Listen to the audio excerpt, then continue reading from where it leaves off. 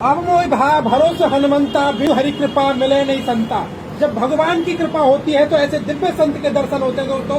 कई सालों से अन्न त्यागा हुआ है, सिर्फ चाय में रहते हैं। मैं आपसे निवेदन करूंगा इस वीडियो को सत्य सनातन धर्म के लिए शेयर अवश्य कीजिएगा ताकि दुनिया सत्य सनातन धर्म की ताकत देख सके और इन संत की ताकत देख सके। आइए मैं महाराज जी से आपकी बात कराता हूँ। जय सिया राम महाराज जी। जय सिया राम। महाराज जी, ओम नमो नारायण। क्या नाम है आपका? हमारा नाम अमृतपुर, श्री पंचायती अखाड़ा निरंजनी, उत्तराखंड, हरिद्वार। हरिद्वार से। महाराज जी, यह बताइए कि आप कितने सालों से अन्न त्यागा हुआ है? अभी तो हमको 3 साल और 6 महीने के आसपास हो गए। अच्छा महाराज, 3 साल लगभग हो गया। तो महाराज जी बिल्कुल भी अन्न नहीं लेते? नहीं, फलार महाराज जी, फलार भी नहीं लेते, खाली चाय पीते। और फलाहार भी नहीं लेते महाराज जी? चाय महाराज जी, पीते। ये चाय से रहना कैसे संभव है? चाय से रहना संभव है, भक्ति से संभव है। चाय से रहना ऐसे संभव है, यानी कि साधना से संभव है। साधना से। साधना से संभव महाराज जी। साधना से ही सब संभव है। तो महाराज जी कहीं भूख नहीं लगती आपको? भूख नहीं लगी। भूख तो कभी भूख तो बंदी होगी है, भूख का कुछ वो ही नहीं है। अच्छा, हाँ जी, तो महाराज जी बहुत से लोग आपकी वीडियो वायरल हुई थी, हमने की थी, तो उसमें बोले थे ऐसा हो ही नहीं सकता है, हो नहीं सकता। उनकी जांच कराओ तो कोई दिक्कत नहीं है कोई आपको? दिक्कत नहीं है, आप देख सकते हैं, आप आ सकते हैं, चेक कर सकते हैं। हमारे आज से पहले अब तक, और यहाँ पर किसी से भी पूछ सकते हैं आप, दुकान पे इधर उधर अच्छा। किसी से भी आप पूछो, हम ग्रहण करते ही हैं। तो महाराज जी दिन में चाय कितनी बार लेते हैं आप? चाहे 2-3 बार अगर जगत भगत आ जाए तो। अच्छा। अन्यथा वो आए नहीं तो चाय भी नहीं। चाय भी नहीं लेते? तो महाराज जी भूख तड़प तो लगती होगी?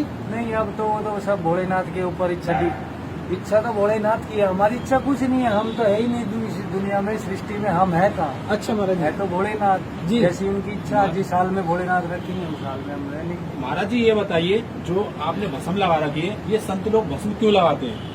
भस्म इसलिए लगाते हैं, भस्म रमैया भस्म इसलिए लगाते हैं क्योंकि आदमी की मृत्यु के बाद भी और आदमी भस्म बन जाता है।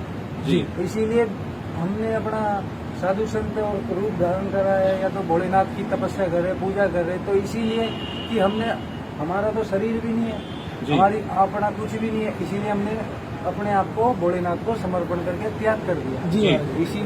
इसी वजह से त्याग का स्वरूप है भस्म। जी महाराज जी। महाराज जी कितने वर्ष हो गए साधु बने? साधु बने हम 2010 से साधु बने हुए हैं और अभी तक 2023 अच्छा, 13 साल। 13 साल हो गए महाराज जी आपको। तो पहले आपके माता पिता बढ़िया घर से हैं, लाखों कराया आता है, सब कुछ त्याग दिया, ऐसा कैसा मन में आया कि चलो साधु बना जाए?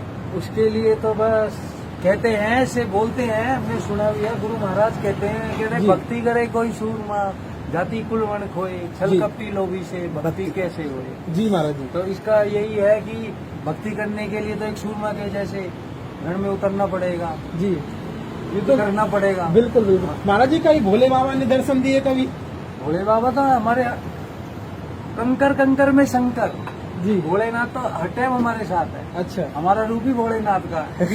हम ही खुद ही भोलेनाथ। महाराज जी, मैंने ऐसा सुना है आपके पास बहुत लोग आते हैं और नया नया आपके दर्शन करने से उनके काम बन जाते हैं, ऐसा कैसे संभव है संतों के पास?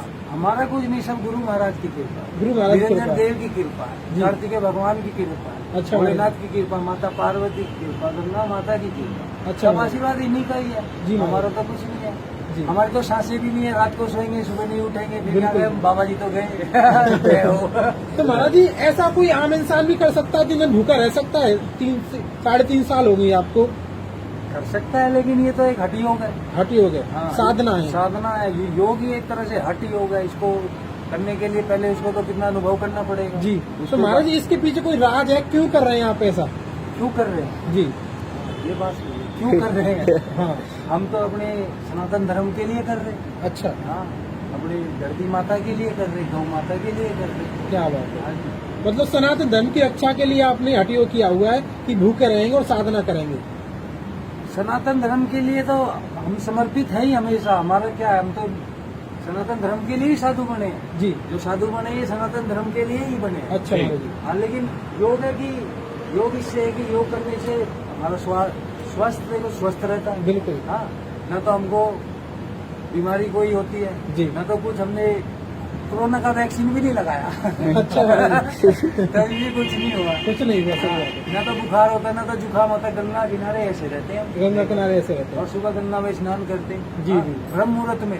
बिल्कुल। अच्छा महाराज जी। हाँ जी। अच्छा। वो भी ब्रह्म मुहूर्त 4 बजे। मेरे साथ आके कोई गंगा जी के किनारे 4 बजे खड़ा हो जाएगा, उसको कंबलों की रजाइयों की जरूरत पड़ जाएगी। हाँ, सत्य बात है। हम ऐसी जगह रहते हैं जहाँ भोलेनाथ का एसी चलता है, एयर कंडीशनर। हाँ, वो भोलेनाथ का। तो दोस्तों ये महाराज जी जो रहते हैं ओम घाट है हरिद्वार में, मैं आपको बता दूं इनका एड्रेस है, कोई भी इनके दर्शन करना चाहे तो बिल्कुल कर सकता है। और मेरा आपसे हाथ जोड़ने का निवेदन है, इस वीडियो को शेयर अवश्य करें। सत्य सनातन धर्म के लिए देखिए दोस्तों, महाराज जी हमारे लिए चाय बनवा रहे हैं और अपने लिए भी चाय बनवा रहे हैं। तो ये सिर्फ चाय में रहते हैं, धुने पर ही बन जाती है, हाँ, इसी धुने में बनती है। खाली हम दूल्हे की चाय पीते हैं, हम किसी के घर की, किसी की दुकान की और किसी के पास नहीं पीते हैं। अच्छा महाराज जी, खाली चाय भी पीते हैं। तो अगर हम इधर से कहाँ पर गए और हमको धुने की चाय नहीं मिली, हम चाय नहीं पिएंगे, नहीं पिएंगे, सत्य बात। हम जल भी ग्रहण नहीं करेंगे किसी के पास से।